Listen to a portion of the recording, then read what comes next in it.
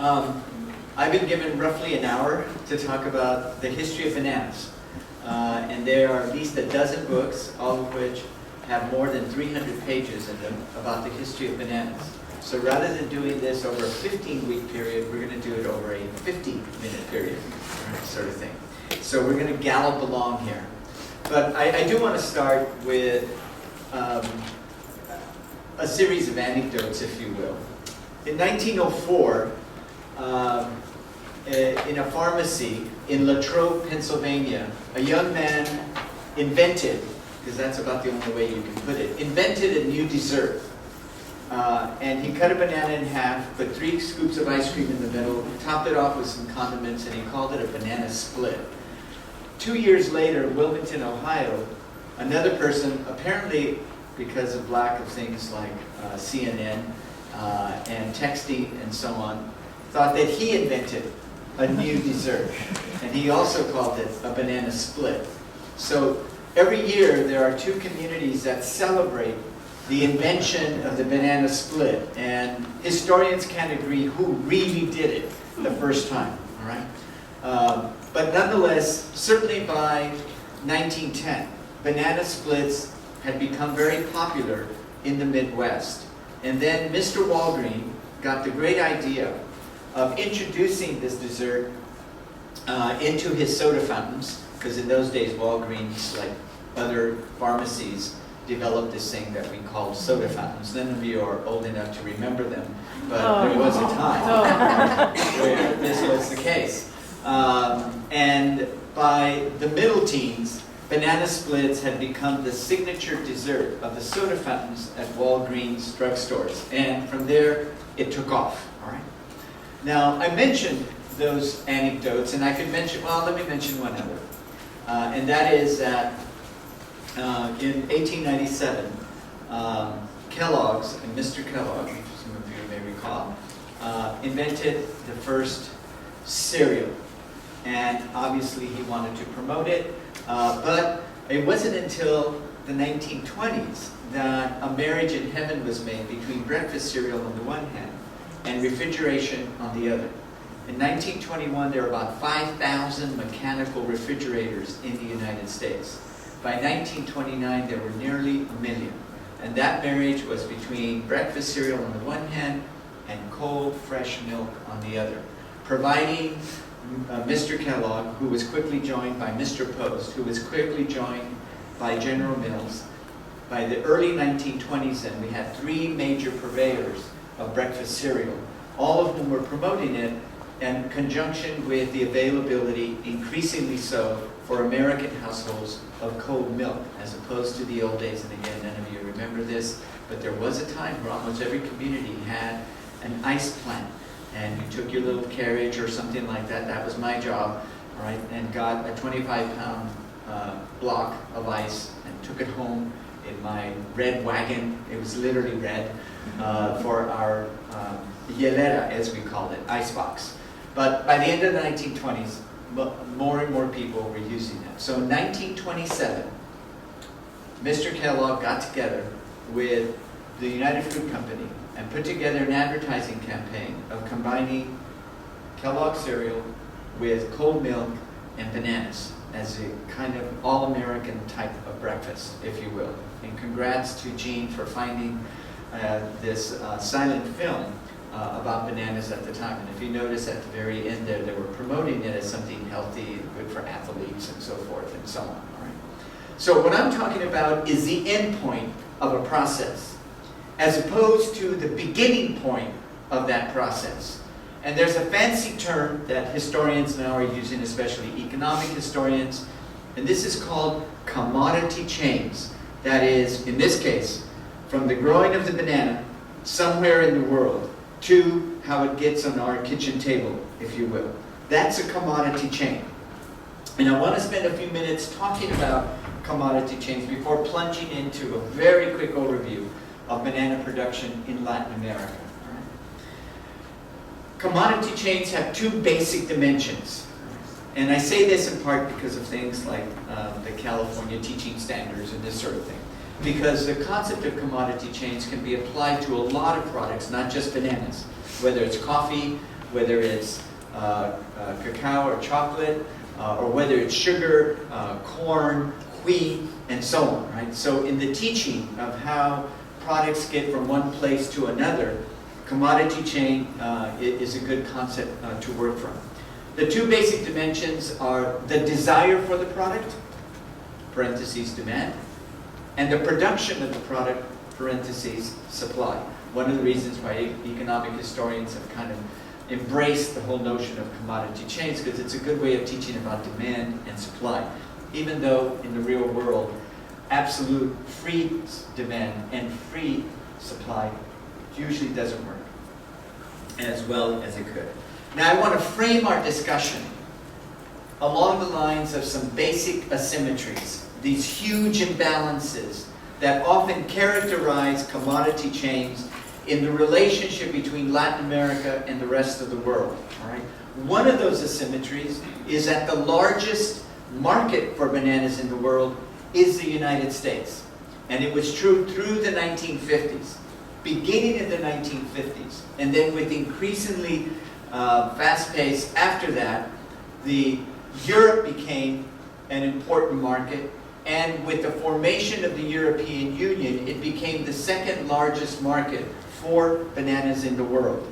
And right now still, the United States is still on top, but the European Union, as it increases its addition of new countries after the collapse of the Soviet Union, has really risen up in terms of being a market for bananas. Right? And the importance of the European Union for Latin America, I'll mention a bit later. The other huge asymmetry that I want to mention is that in terms of export production, as opposed to simply the production of bananas, Latin America still dominates. 80% of banana exports still come from Latin America. Now in terms of absolute production, India is number one. But India produces most of its bananas for its own consumption, as opposed to exporting them. And that's true for a lot of other countries as well, including China. China is now up to 5% of banana production in the world, but most of it stays in China. In the same way with most African countries, they produce huge amounts of banana, but it stays within the country for its own domestic consumption. So Latin America, in terms of exports, is still the dominant source of those particular product, or this particular product. Another asymmetry is that in the exports of banana, 3 companies still dominate those exports. By far, the first one is United Fruit, now known as Chiquita. The second is Dole Products, or Dole Company. In the past, it was called Standard Fruit Company. And third, still going by its original name, is Del Monte Foods. All right? So that's another asymmetry. They control 65% of the export market of bananas. All 3 companies are US based. So they don't have any competition from a Japanese multinational or a French multinational and so on. It is still here. The rest of the export economy is divided among various companies, often based in the countries from which the bananas come from. Another asymmetry, and this of course is in many respects the most important, where the money ends up. It is estimated that somewhere around 12 to 15% of the money generated by banana productions and exports stays in the country from which the bananas come from. The rest of it, 88, 85%, goes to the people involved in the process of the bananas leaving the country and actually getting on our breakfast tables. So most of the money then is made by United Fruit, Chiquita, by Del Monte, by Dole. The money is made by the people involved in the shipping of the product, in the marketing of the product, and so on. So again, the countries from which the bananas come from get very little of the actual money generated by bananas. All right. The last asymmetry I want to mention here then is the sources within Latin America. All right, within Latin America. Ecuador is number 1 by far. Okay. by far. And there's some historical reasons for that. Second is Costa Rica.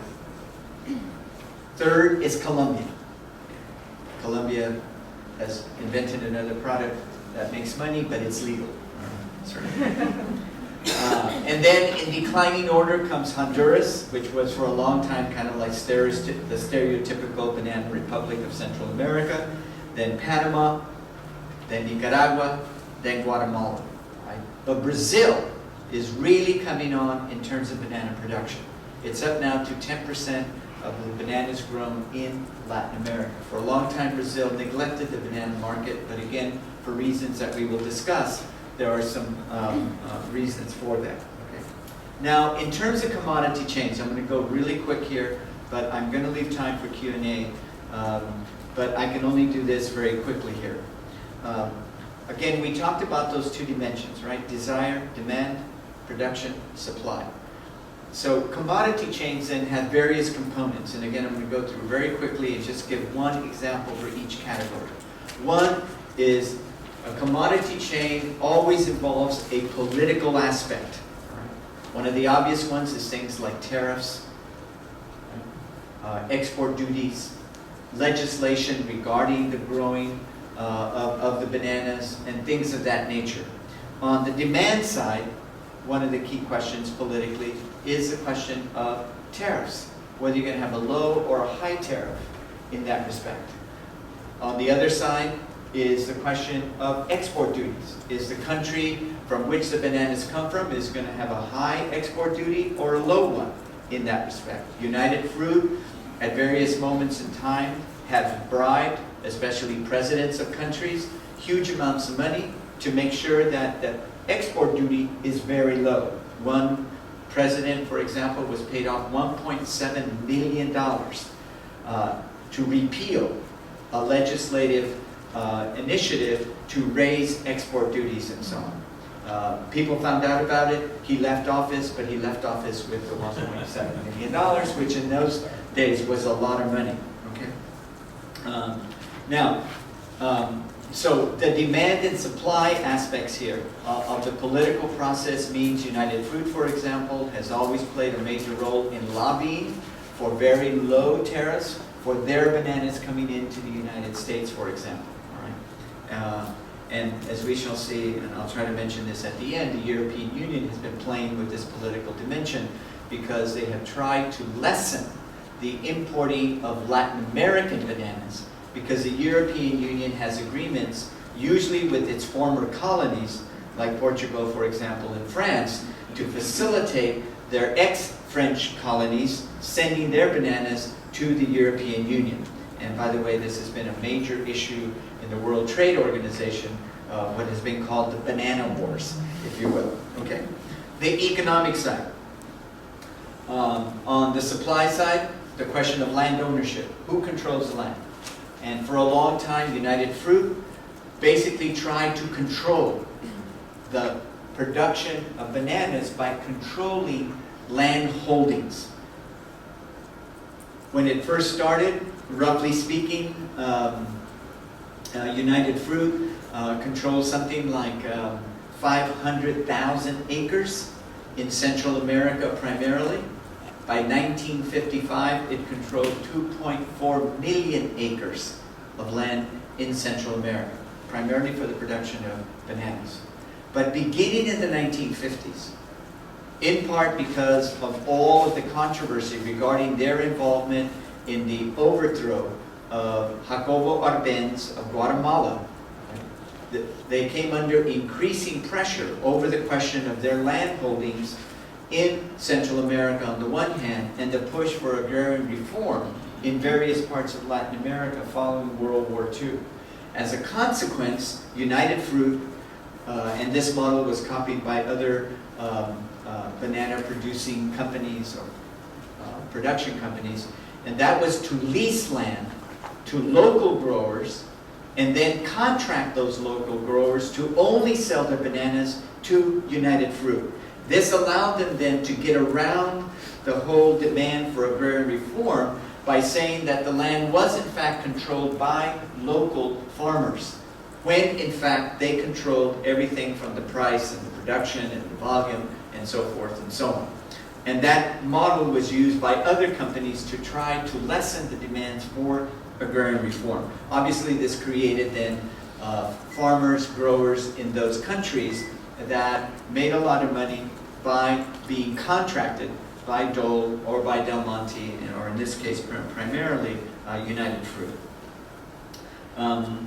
On the supply side, on the demand side, then the question economically here of transportation and distribution. And again, if you want, we can talk about that more specifically. On the social side, wages for workers would be an obvious example on the supply side. On the demand side, the status of the fruit. There was a time where bananas were served in aluminum foil because it was considered to be so exotic. And you had to unwrap it, if you will. There was a time where women, especially in fancy restaurants, the waiter would come over, just like some waiters sometimes will crack your crab legs and so forth. The waiter would come over and peel the banana, especially for women, because it was considered unsightly for a woman to pick up the banana and peel it. For reasons that one can only imagine.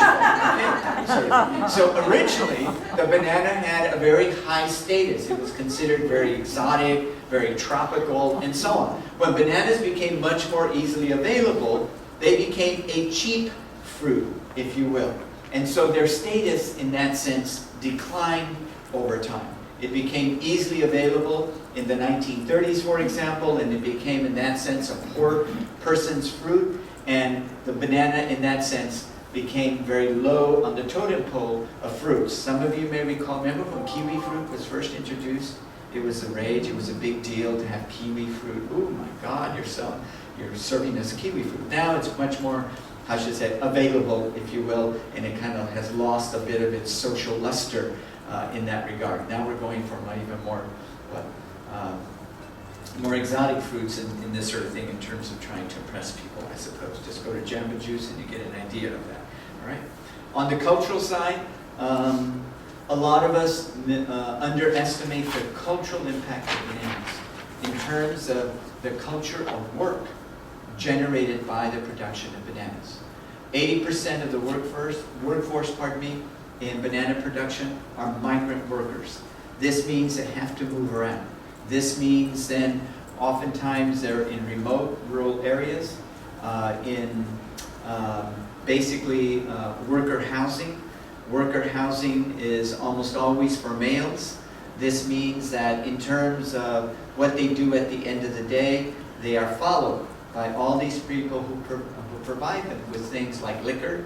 So you have this culture of bars and so on that surround the work camps of the migrant workers, not to mention prostitution rings to service the workers, not to mention all of those kinds of provisions like food and so on that follow the workers in that regard. So this kind of culture of work that's related to the production of bananas that usually involves, in this case, illicit activities, for lack of a better term.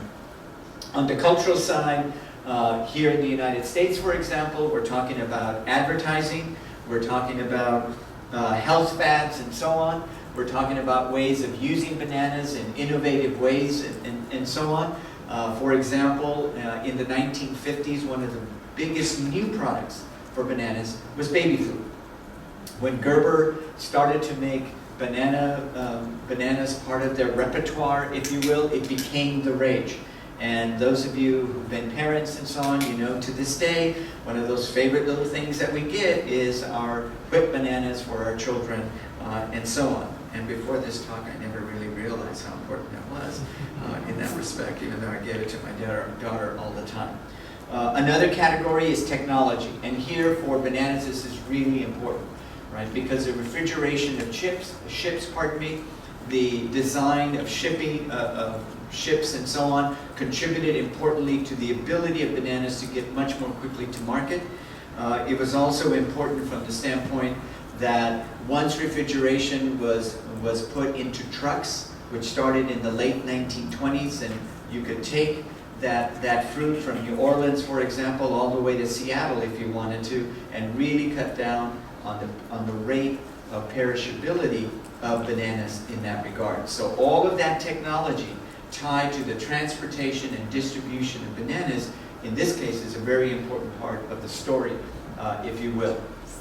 On the other side, in that respect, in the countries where the bananas are produced, the whole machinery, right? And you saw a little bit of it here in the clip, right? Because that means who's going to maintain that machinery, who are going to be the mechanics, and so forth.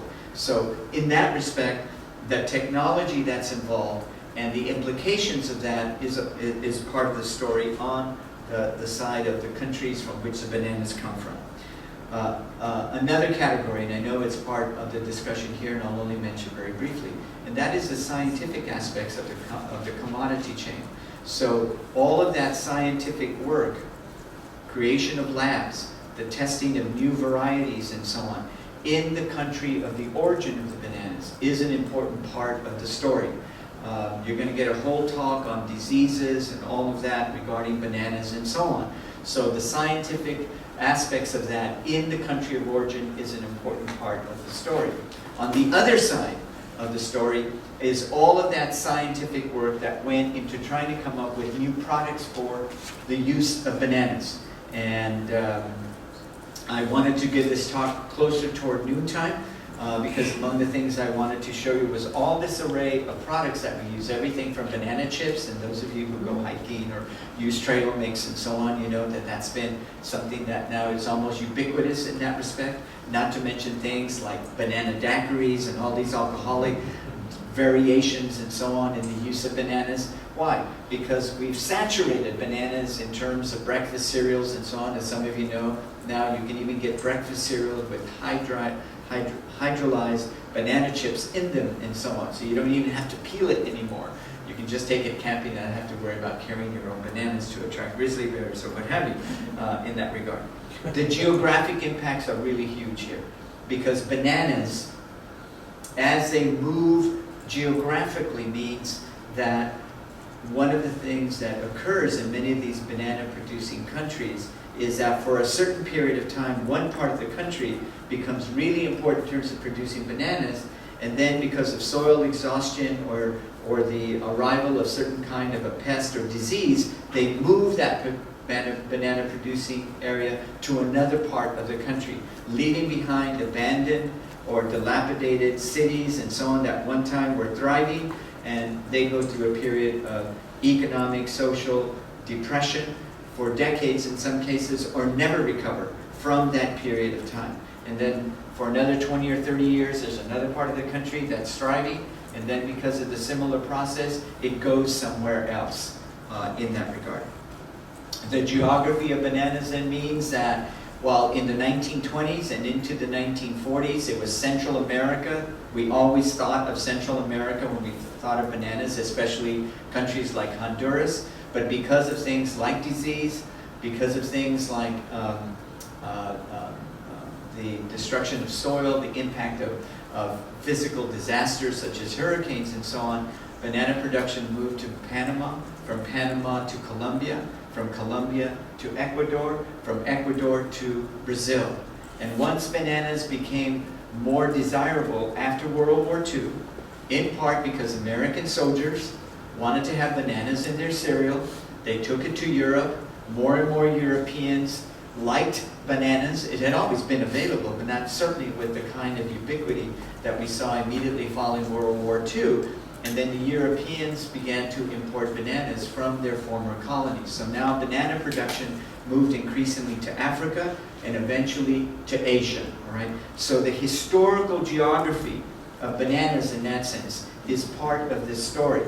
So in this respect now, Ecuador and Colombia, in a sense, have left in the dust the former Central American countries that at one point had been the major sources of bananas to the United States. The last is the environmental impacts, and again, you're going to have a whole talk on that, but the environmental impacts on the banana producing areas is an important part of the story. I would say a devastating part of the story, as you shall hear. But on this side, if you will, there's also an environmental aspect involved, and that is the impact of pesticides and herbicides that we send, because there's a whole chemistry industry that still sends pesticides and so on to those banana producing countries. And the profits are made here, even though those pesticides are often outlawed here in this country. And there's been a lot of lawsuits in that regard here in the United States along those lines. So that's the commodity chain, broken down into those various components. Each one of those components could be broken down still further, if you will. And in that regard, the history of bananas is often really a history of how these components are reflected in the asymmetries that I just mentioned. All right? And let me start with the big one, and that is the story of the United Fruit Company. All right? And there's tons of books on it, so no, I'm not going to go through it. By the way, for those of you who are really interested in the history of the United Fruit Company, there is a chronology, very detailed, single space, like 7 or 8 pages. And it's called the United Fruit Company Chronology.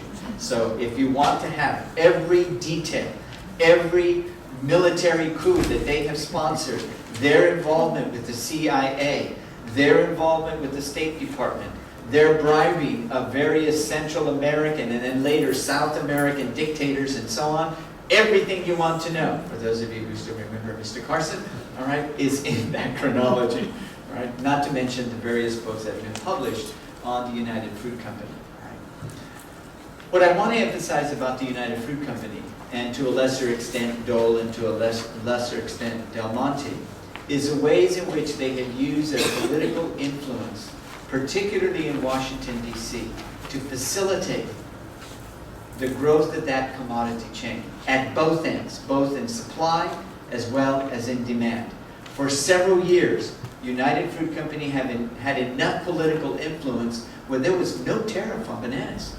They literally came in free, if you will, into the United States. In that regard, that political influence just expanded over time when United Fruit Company became United Brands. And if you want a good example of what is called vertical integration from the field all the way to your kitchen table, there's no better story than United Fruit, because they began to buy companies that produce goods that could use bananas. So United Brands got into the business, for example, of investing in cereals, like Kellogg's, like General Mills, and so on, in order to have leverage with those cereal companies in order to promote the use of bananas and its other fruits in cereals in one way or another. And again, that political influence in terms of antitrust laws, something again that most people wouldn't even think about, was very important in that regard. It wasn't until the 1960s that United Fruit had to deal with questions like monopoly, oligopoly laws, and so on, in which it tried to control the access to those kinds of products that it was making a lot of money on in that regard. So the political aspects here, from the beginning to the end, whether it's in the supply side, the way in which it bribed, for example, various politicians and so on. And by the way, most recently, in 2007, Chiquita Brands, now, or in the old days United Fruit, paid $1.7 million to right-wing paramilitary groups in Colombia, allegedly to protect its workers. It was fined $15,000 and told not to do that anymore. All right? And again, if you look at that chronology, it is amazing, right, how often United Fruit used its political leverage. The most celebrated case, in part because there's a wonderful book, Bitter Fruit, that was written about this, in their role in the overthrowing of Jacobo Arbenz in Guatemala. But that is only one chapter of many chapters in the ways in which United Fruit used its political muscle in a way to bully, to cajole, to influence the political process in those countries in which it operated. And in that respect, it was often matched by Dole and eventually Del Monte. As I mentioned earlier, in the 1950s, the United Fruit Company, because of the pressure coming from agrarian reform movements, not only in Central America, but elsewhere in the world, because keep in mind the politics of the Cold War. The United States was embarrassed, to some degree, by the continuing accusations by the Soviet Union and its allies over its role in maintaining very oppressive conditions in various countries of the world. As a consequence, then, the United Fruit Company, if for no other reason other than PR, began to back off from its land holdings in various parts of Central America. Another reason was the fact that it wanted to move into other areas of production. In this regard, then, when the United Fruit Company began to contract with growers and so on, not only did it get off the hook, in a manner of speaking, on demands for agrarian reform, but it also transferred then all of the responsibility over the housing of workers to local growers. In the same way, by the way, that occurred here in California in the 1960s, when all of the debate ensued over the United Farm Workers and so on, and their demands for better housing for their workers. This is when a lot of farmers began to use labor contractors to a much greater degree than they did before, because it put them off the hook in terms of housing conditions, transportation conditions, health conditions in the fields, and so on. Same thing happened with United Fruit, because then the contractor that they leased the land with was now on the hook for housing, for health conditions like water, like food, and everything that went along with it, sanitation, etc. Wages, the payment of wages, and whether they were being honest about that, and so on. The use of pesticides, the use of herbicides, and on down the line. In that respect, then, by doing that, United Fruit came up with a different strategy to continue to dominate banana production and banana distribution, etc., without necessarily incurring the wrath, if you will, of people who were concerned about the production process controlled by United Fruit in the past, was now in the hands of local growers. Another aspect that's important for us to understand during this period of time is how United Fruit then used its political muscle and influence and so on in order to pit one country against another over questions like supply, over questions like production, over questions like wages, and the other. So if Honduras wanted to demand more from United Fruit, then they would go to Costa Rica and pit Costa Rica against Honduras, or pit Panama against Costa Rica, or pit Colombia against Panama, or pit Ecuador against Colombia, and so on. Now, in this context, I want to mention a couple of things, and that is that the heyday of the power of United Fruit and Del Monte, and later, or I should say, and Dole, would be the 40s and the 50s. This was the height, if you will, of the power of United Fruit. But in the late 1950s, there is a gradual decline of that power. Part of that decline had to do with the fact that in the aftermath of World War II and this whole process of decolonization of the former colonies of European countries and so on, bananas began to spread, as I mentioned earlier, to other parts of the world as a commercial product. With that spread, then United Fruit began to confront more competition than ever before for the banana market, a banana market that they had always dominated. And again, using their political influence, they tried to limit the export of bananas from other parts of the world that they didn't control or didn't dominate into the United States. And again, the political process here of raising tariffs to a higher degree to protect, in a sense, those bananas coming from Latin America. And that, by the way, continues to be the case leading up to the 1990s, when, as a result of the collapse of the Soviet Union, the European Union greatly extended its market. Right? Now, one of the consequences, ironically, is that Chiquita brand, in order to evade the tariff on bananas coming from Latin America into the European Union that has had a much faster growth of banana consumption than the United States, because we basically plateaued out in the late 50s and early 1960s. So the European Union is the market of the future, or so Chiquita Brands thought. So in 2003, especially after all of this investigation into paying off paramilitary groups in Colombia, Chiquita Brand basically said, okay, we are out of here. And they sold all of their holdings in Colombia and moved that money, in a manner of speaking, to Africa. One, because now they could evade the higher tariff of getting into the European market. They got out of Colombia for a lot of different reasons, not the least of which all of the bad publicity that they got from the United States, Colombian politicians and so on, who of course were scandalized by the fact that Chiquita was using its money this way, and so on. But it was also due to the fact that somebody, some MBA, perhaps from Berkeley, I'm not sure, all right, came up with the idea, well, if the tariff in the European Union is a problem for us, and if we see the rate of consumption of bananas going up like this in Europe as opposed to the United States, ergo, let's just move our stuff, in a manner of speaking, over to Africa or to Asia and avoid the whole thing and take advantage of a growing market, and we'll leave our banana market in the United States to be fulfilled by our continuing participation in banana production in Ecuador. So Ecuador, in terms of banana production, continues to go in this direction. Colombia, in this respect, now has become necessary to the United Fruit Company in that respect.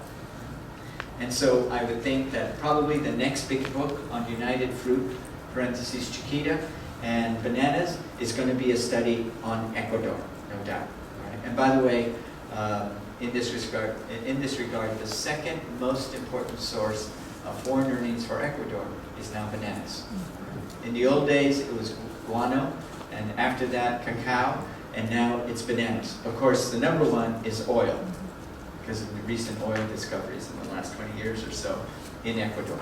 In this regard, the foreign earnings of the countries that produce bananas in Latin America range from a low of 10% to a high of 70%. The Central American countries tend to be at the high end, around 40% in most cases, but some, like Panama, it's 70% of their export earnings come from bananas. So obviously for these countries, then bananas is a very important part, not only of their economy, but equally important of their politics, of their social structure, and even in many respects of their cultural life, given the kind of cultural activities that are tied to the production of bananas in that regard. I want to mention a little bit about India and China, in part because India and China have been a growing threat to the banana market. Why? Because India has now been the site of so much new investment on the one hand, and historically they have been producing bananas for a long time. But now they see an opportunity, rather than for domestic consumption, to export that product. China, of course, is even a bigger threat. A bigger threat because, again, they have the kind of money that they can keep the production costs low, even subsidize bananas, in order to displace other banana producers for the fastest growing market in the world, and that's the European Union. So over the next several years, I suspect, we're going to see the whole dynamic about banana production, banana markets, and so on in Latin America changing in response to these new actors, in a sense, on the banana producing stage, if you will. The last part of this equation is the consumption part. And this is where the United States and Chiquita and Dole and Del Monte face a growing challenge.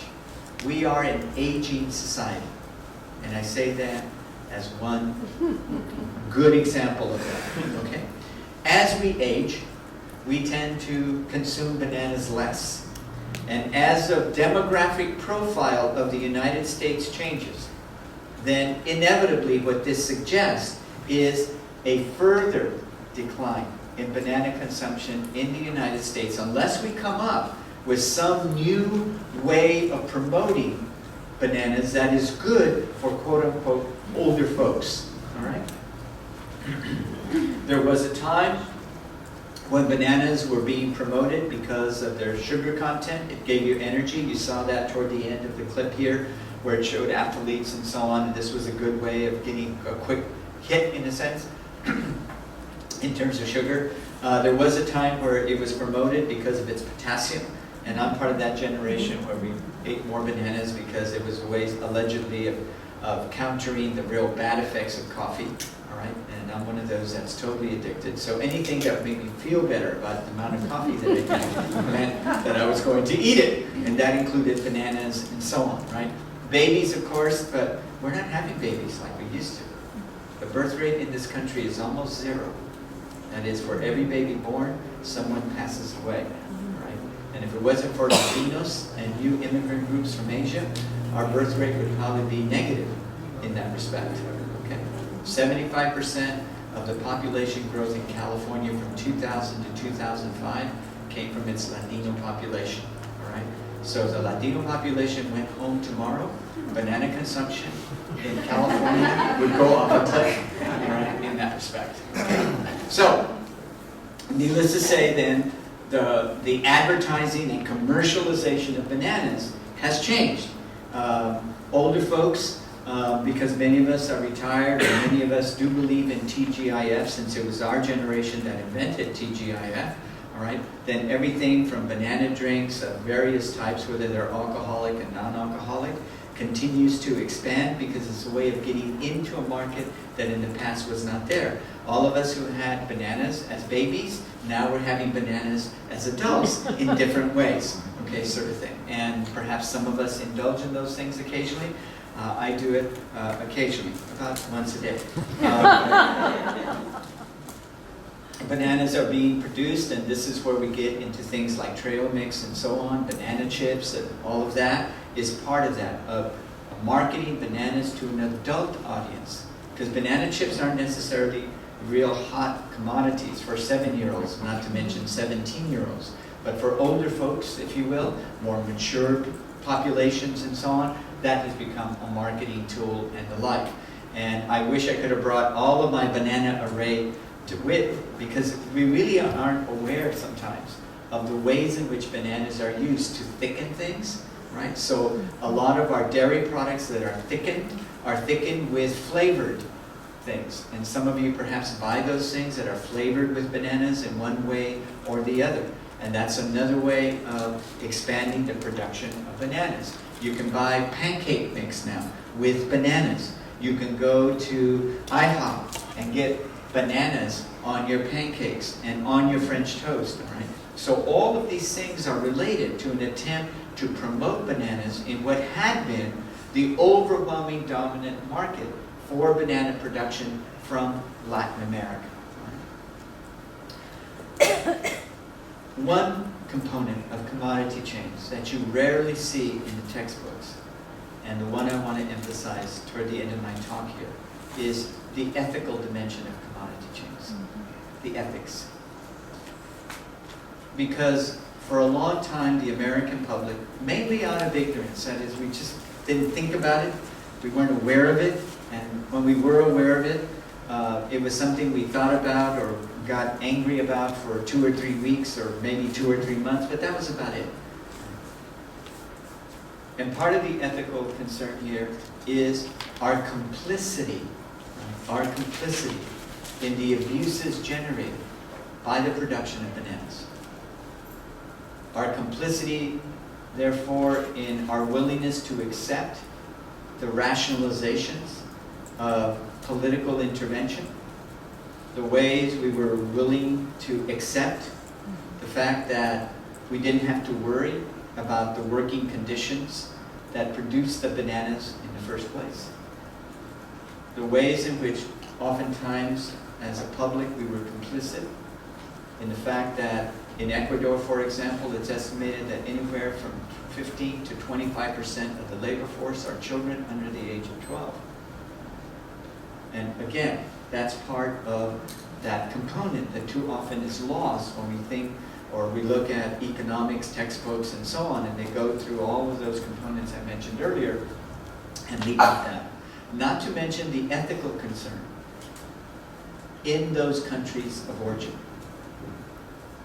And in that respect, the United Fruit Company, for example, now called Chiquita, it seems to me, is, in my opinion, complicit in the ways in which it does nothing to politically influence those countries from which it gets its bananas to raise, for example, wages, to raise the criteria for what's considered standard or decent housing, the ways in which they are complicit by not insisting on the enforcement of child labor laws, and we could go down the list. I wouldn't even mention things like environmental concerns and the like.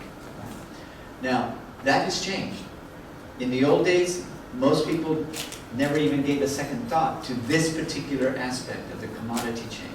We are really the first generation in the last 15, 20 years that has begun to pay attention to that particular component of the commodity chain, right? All of us have seen signs, fair trade, right?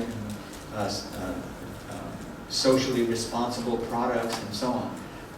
That is very new. That's an entirely new phenomenon. And it has had, and I think will continue to have, a tremendous influence in the banana production process. But it's not only bananas, it's also about coffee, and coffee is perhaps even more visible in that respect, in part because most people drink coffee at one point in their lives and the like, but it's entering into the whole commodity chain discussion, much more so than in the past. Forcing now Chiquita, forcing now Del Monte, forcing now Del Monte and other producers of these commodities and so on to be concerned about this last component. As teachers, it seems to me we have a responsibility to teach about this last component. That whatever we consume in terms of commodities, that there is a social dimension called social responsibility, call it social justice, whatever you want to call it, that we have to be much more sensitive to than we were, quote unquote, in the old days. In that respect, it seems to me that the politics then of commodity chains have been and will continue to change, if for no other reason, because of this question of ethics in the commodity chain. The economics of commodity chains then are also going to have to change. If we are concerned about the distribution and, more importantly, the transportation from the field to the port that brings bananas here, where people are working 17, 18-hour days in order to get that product to the port in that respect. We are complicit to the extent that we allow those kinds of labor abuses. Not to mention in the social realm, the cultural realm, and all those other components that I mentioned earlier in that regard. It seems to me then that the history of bananas is changing now in large part because finally the endpoint of the process is beginning to think about its responsibility in how the product starts, how it gets to the port, how it gets on the ship, how it gets to the railroad, how it gets on the truck, etc., that brings that product eventually into our breakfast table, if you want, or perhaps at TGIF happy hours, depending on the way that it gets to us in one way or the other.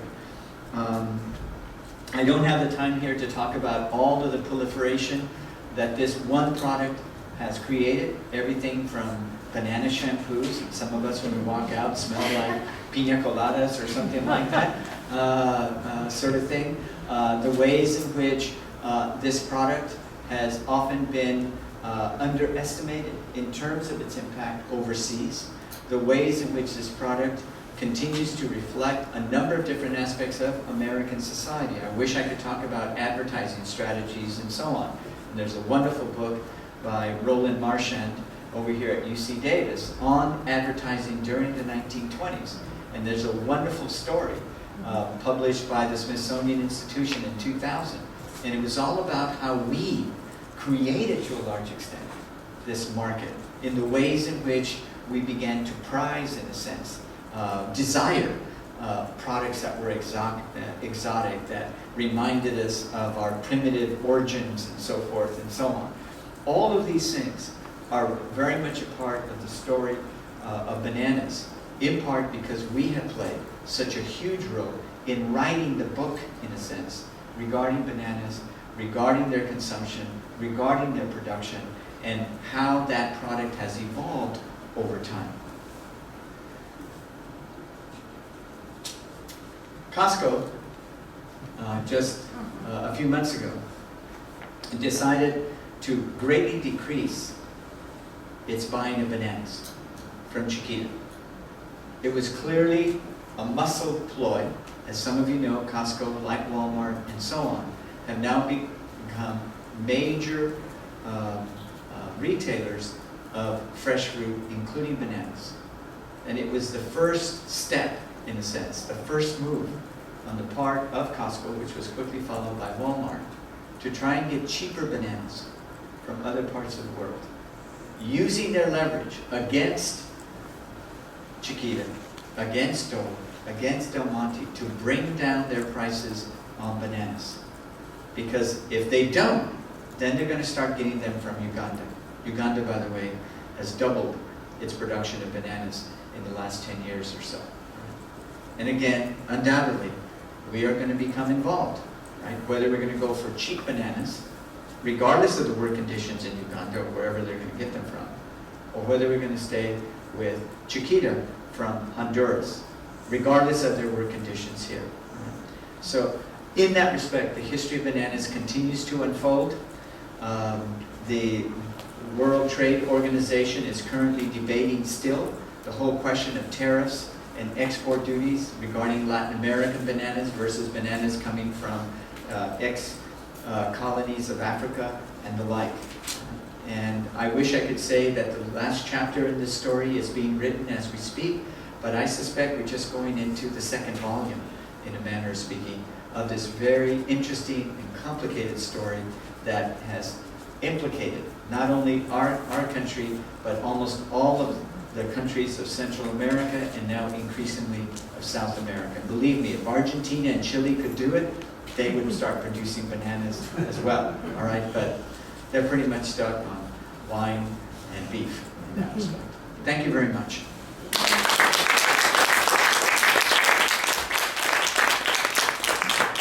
I'm open to Q&A. Yes, first name please. Jay, have there been any coffee companies that have achieved similar dominance in their commodity? Initially. But the coffee production was so dispersed globally that it was very difficult for one company to dominate coffee production in the ways in which United Fruit, now Chiquita, was able to do. And one of the reasons is they immediately realized a way of creating a monopoly of getting those bananas to market. So by buying up or having large land holdings conceded to them and so on, they already had the railroad. That's where Mr. Keith comes in, right? Because he got the first contract, actually his uncle, and then he took over for his uncle and so on, which is a very important part of the story of United Fruit in this regard. He originally started in making railroads, and in order to feed his workers, he started to plant banana trees along the route, so they would have an easy source of sugar and carbohydrates and carbs to some extent in that regard. And banana trees grow real quick, right? They're quickly producing. So that led into the idea of doing that, and a couple of Italian immigrants got this similar idea around the same time.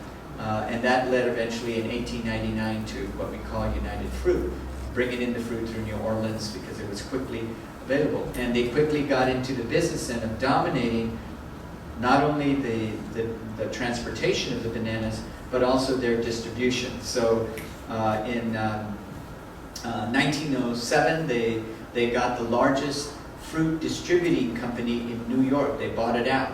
It was called United Dispatch. And that became an important part, again, of monopolizing. They go to grocers and I have this new product, I'll give it to you for 1 cent a pound, right? Underselling themselves, but by creating those kinds of relationships with A&P, for example, those of you from the East Coast, and so on. And as you know, by the way, this happens a lot. I don't know if you guys know where products are put in front of us in the store shelves. Every company pays more money to have its product at eye level, unless it's candy. Then they bring it down for obvious reasons. Okay? And breakfast cereal, if you notice, a lot of it is down low for your kids, right? So they demand Cocoa Puffs or Lucky Charms or whatever it might be in this respect. Yeah. So in that sense, coffee has not gone in that route. Sugar did for a while, but again, sugar production, once it spread throughout the world, it was hard for American Refining Company, all right, to dominate. As some of you may know, American Refining at one point controlled 98% of the refined sugar in the United States. And it became such a powerful monopoly that some people try to get around it, and they discovered things called sugar beets. Okay? And that's a whole other story, right? Because the French and the Germans got tired of paying through the nose for the sugar coming from the Caribbean. And they promoted research in sugar beets.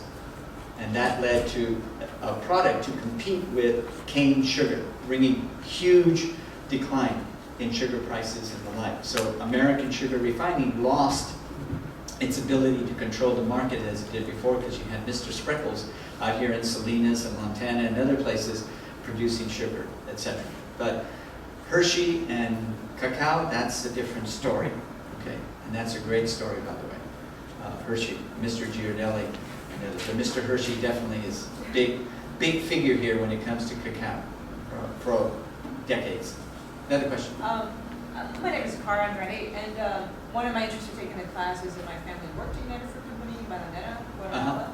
And so I was wondering about, if you could speak to like what happened to the folks that actually, like the towns that developed around banana fruit, the fruterias, like the areas where these banana was actually being harvested. Do you know is there still an economy around those towns that still focuses on banana? In some cases not. I mean, I don't want to take any thunder because I don't know exactly who the person is going to follow me, how much detail is going to get into the diseases and how those diseases have made a big impact on banana production. So one of the most devastating was something called Panama disease. It came from Panama. And it was devastating because once Panama disease gets into a field, up until the 1960s when they began to develop disease-resistant Cavendish bananas. And I'm getting way into too much detail here. But the important point is, up until that time, if Panama disease got into a field, it was over. They could not plant bananas in that field again. They had to move to a totally different location. Another factor is hurricanes. A hurricane hit the Central American coast back in the 1930s, and they literally moved banana production to the Pacific coast side of the various Central American countries. And then they kind of ran out, or got run out there by another disease, a fungus that came in. And that was 30 years later, and they went back to the Gulf side of these countries and so on. So you've had these swings within countries in terms of the movement of the banana producing parts of the country, leaving certain parts of the country devastated economically that had been, as I said, a thriving town for 20, 30 years, and then it's over, if you will. And as a result of those diseases and their impacts, that's one of the reasons why banana production moved from its original places in Central America, particularly Honduras, ended up now all the way into Ecuador. And Ecuador now is the biggest producer of bananas within Latin America itself. And each step along the way, you've had this story of an area that is booming for a while, and then it goes into a steep decline. Kind of like the Rust Belt story, if you will. Right? We have the banana peel story, right? Where all that's left is remnants of banana warehouses, the processing, the cutting of the stems, all that is left behind, just rusting equipment. Just like if you go to Cuba, there are certain parts of Cuba, you still see the old rusted remains of the old sugar plantations in that respect. Yes? You had said that in terms of the financial, it was an 80-20 approximately. Approximately. And in terms of land ownership today, is that still? In terms of land ownership, the statistics have really changed, but again, the formal landholders are now increasingly local growers. It's not land bought, controlled by property of, say, Dole or Chiquita and so on. So those figures are distorted because the question of control has more to do with the contracts, the length of the contracts, and the conditions of the contracts. So for all intents and purposes, the local growers are in effect employees of these large So they banana. can say, I'm going to sell the Dole this year. Exactly. Exactly. So you still have cases though, where a lot of these local growers are basically plantation growers. So that in the case of Honduras still, something like 10% of the landholders control nearly 60% of the banana producing land.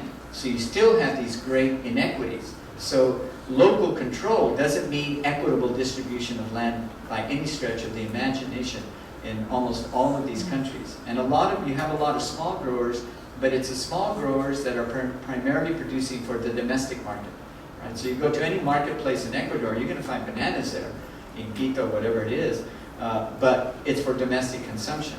The other bananas are for export, and that's where you get, again, into the scientific part, right? Because you have these clones now, right? Those big, beautiful bananas that some people like, bigger, better kind of thing, as opposed to the real tiny ones. And if you are a real connoisseur of bananas, the tiny ones, the small ones, are oftentimes better because they're sweeter, if that's what you want, sweet bananas. You have to use less of them to make good daiquiris. The big ones take longer to ripen, and so on. So I've been told. I wouldn't know anything about it. Any other questions? Yes? Frank, one quick question.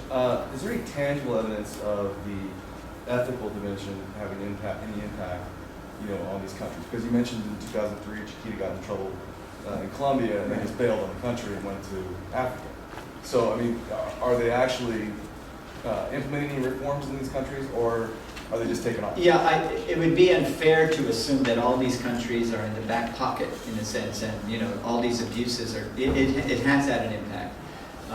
UNESCO, for example, UNCTAD, the United Nations Trade Organization, and so on, various NGOs have put a lot of pressure in exposing these things, forcing then A&P stores, Safeway and others, right, to tell their suppliers, look, if you guys are going to be on 60 Minutes for what you're doing in your country, it makes us look bad. We can't buy your bananas. If there's going to be some expose on Newsline or something like that where it shows little kids and people throwing up because of the exposure to herbicides and so on, babies that are born that have deformities because of the use of Pantheon. Pantheon is one of those herbicides that's banned here but used extensively in Central America and so on. So yes, it is having an impact, forcing suppliers to raise the cost of production to meet those demands. Remember Walmart bringing in the cheaper bananas? Okay? So in that sense, we still have a role to play in asking Walmart, Costco, and so on, because inevitably those quote-unquote cheaper bananas are going to come. And we're going to ask, well, what are the conditions there in Uganda that is leading to these bananas getting into your store? Yeah, they're 20 cents cheaper a pound, but what's it like? Now, the abuses are still going on. I'm not trying to suggest that they're not. But to the extent that we've had more attention on this, it is influencing suppliers to the extent that they are concerned about fair trade, social justice conditions, and things of that sort. The last thing they need is people marching right in front of a Safeway store, don't buy these bananas, they kill children, or something like that. And those kinds of campaigns are increasingly having an effect, and it filters down. But by filtering down, it creates political conditions in those countries over who can do this. So the bigger the grower, the more likely that grower is going to be able to have the means to respond to our collective concerns over those conditions. The smaller grower is going to find it harder, right? So what you're seeing over the last 20 years in the banana production areas is concentration of ownership. Because a local grower just can't compete. And as more bananas come from India, from China, from Africa, and so on, that competition tends to lead to more land concentration, not less. Okay, because it's the bigger grower who has the economies of scale to be able to produce bananas and still make a profit, meeting the demands of things like what kind of pesticides are you using, what kind of housing do you have for your workers, who are your workers, are you using too much child labor, et cetera, right? So that's part of the equation in that regard. That complicates an easy kind of, how should I say it, black and white picture, good guys and bad guys. I wish we could do it that way. In the old days we could. When I first started teaching about, in those days we called dependency theory, and the villains were clear, right? It was United Fruit, it was American sugar refining, it was Rockefeller and so on. Now the bad guys and good guys, there's so much blurring, so much gray areas in that regard, that it's not easy to unpack this in such easy ways, if you will. The European Union, in that sense, is really playing aggressive hardball in that regard. And conservative governments in Europe are not concerned about child abuse in Uganda. Okay, they're interested in bringing in bananas as cheaply as possible. It's Ross. I think you sort of answered it, but it seems like to me that like a lot of the history of the banana has been that it's really cheap. Like you said, at first it was cool, but then it was so much cheaper. Like it was cheaper than apples that were growing down the street to get a bundle of bananas. And so I wonder, like going back to that ethical concern question, it seems like your description of the U.S. market, like how much we really like bananas, is questionable if they get more expensive because they're declining right now. As we get older, we find more reasons not to eat them. And then what's going to happen to those?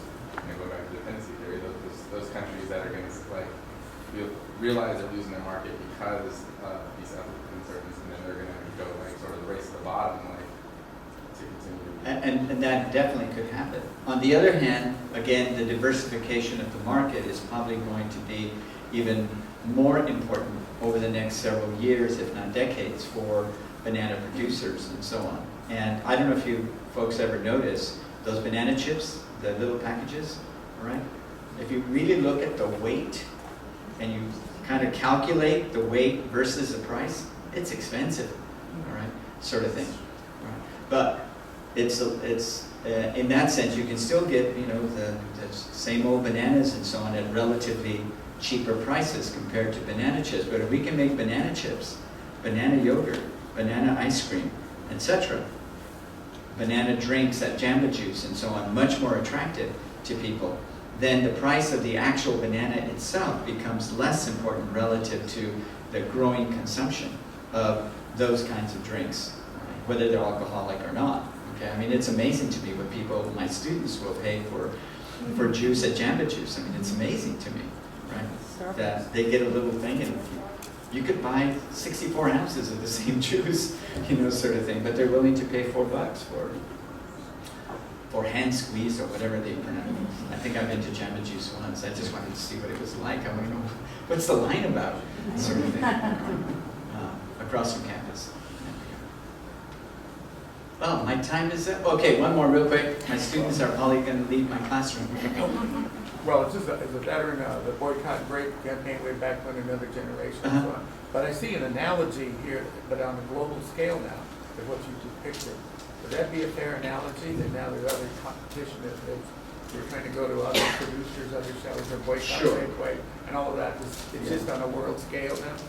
Yeah, it is in the world scale. The only question is, and another factor here is global governance, right? The ways in which organizations like the World Trade Organization and so on are going to be in a position to enforce these rules and regulations and so forth and so on.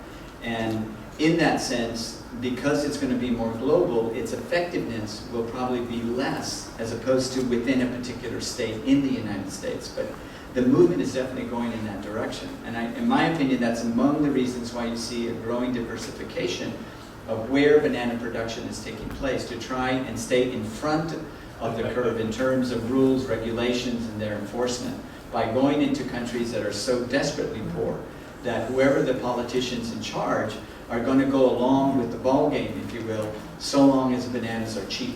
And more so if the price pressure is to go up rather than to go down in that regard. especially in the biggest market like the United States. I gotta go. Thank you.